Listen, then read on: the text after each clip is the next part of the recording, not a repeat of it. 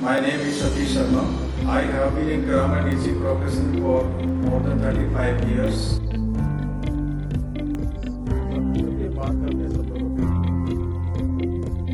घबराना नहीं। कल से आगे चलते हैं। कल मैंने 5 पेयर बताए थे आपको, 5 आज लेते हैं। उसमें सबसे पहले है स्टेशनरी। आप जैसे स्पेलिंग देख रहे हैं इसके अंदर, दोनों में डिफरेंस क्या है? एक में है ए और एक में है ERY।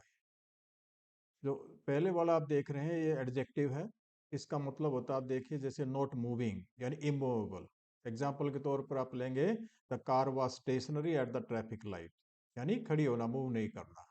लेकिन जो अभी मटेरियल की बात होती है तो वहां पर आपको क्या करना है, क्योंकि the store is located on main, कौन सा स्टोर होगा जिसमें राइटिंग मटेरियल हो, तो इसमें जो स्टेशनरी है is a noun that refers to writing materials. ठीक है, तो इसके अंदर आप कौन सा चूज करेंगे? ये। और मान लो अगर जैसे इमूवेबल की बात करनी हो, जैसे द कार वाज स्टेशनरी, तो ई नहीं लगाना है, उसमें ARY लगाना है। नेक्स्ट आपका है, आप देख रहे हैं इसके अंदर प्रेसिडेंट और प्रेसिडेंस, दोनों ही नाउन है। ठीक है, इसमें तो एक एडजेक्टिव होता है, एक नाउन होता है, लेकिन इसमें दो, उसमें पहले में एडजेक्टिव था, नाउन था, लेकिन इसमें दोनों ही नाउन है, लेकिन दोनों का मीनिंग अलग अलग है। जो प्रेसिडेंट है पहले वाला, मतलब कोई घटना पहले घटी हो, कोई बात किसी को कही गई हो, तो उसका एग्जाम्पल देना कि भाई देखो ऐसा पहले भी हुआ था, तो उसको वो प्रेसिडेंट होता है, ये वाला। और जो प्रेसिडेंस है एक होता है प्रायोरिटी ऑफ इम्पोर्टेंस, यानी किसी चीज को महत्व देना। देखिए जैसे इसके अंदर हमने एग्जांपल देना हो तो the safety of the passengers takes precedence over everything else, यानी सबसे ऊपर किसको हम प्रायोरिटी देते हैं, महत्व किसको देते हैं? पैसेंजर की सेफ्टी को देते हैं। तो उसमें प्रेसिडेंट नहीं आएगा, प्रेसिडेंस आएगा। ठीक है, और कोई घटना का एग्जाम्पल देना जिसका कोई एग्जाम्पल नहीं है, तो आप ये नहीं कहेंगे इसका कोई प्रेसिडेंस नहीं है, उसका कहेंगे प्रेसिडेंट नहीं है। नेक्स्ट आपका है एडवाइस। क्या है? एडवाइस। एडवाइस में ये बड़ा सिंपल है। जो सी है, देखो अमेरिकन स्पेलिंग में तो ऐसे ही लेते हैं, लेकिन हम ब्रिटिश इंग्लिश पढ़ते हैं तो यूके इंग्लिश को फॉलो करते हैं, तो सीई में ये नाउन है। ठीक है, और जो एस है ये वर्ब है। आप देखिए जैसे इसमें एग्जांपल दिया हुआ है, जो इसके अंदर इज ए नाउन जिसका मतलब guidance about what something should do, someone should do, यानी किसी को क्या करना चाहिए उसकी गाइडेंस, सलाह। ठीक है, जैसे I need some advice on how to prepare for the interview, तो इसमें सम एडवाइस, एडवाइस मतलब नाउन, नाउन हमने क्या लगाया? सीई लगाया। ऑन द अदर हैंड अगर हम ये एससी यूज करना हो तो ये वर्ब के रूप में यूज होता है। इसको एग्जांपल जैसे I advise you to take a break and relax, मतलब आपको सलाह देता हूं, यानी वर्ब के रूप में। नेक्स्ट आपका है कैपिटल। ये दोनों बोलने में एक जैसे लगते हैं, ठीक है, लेकिन कंफ्यूजिंग भी है। जो पहले वाला TAL है, इसका मतलब राजधानी, किसी देश की राजधानी, उसको कैपिटल बोलते हैं।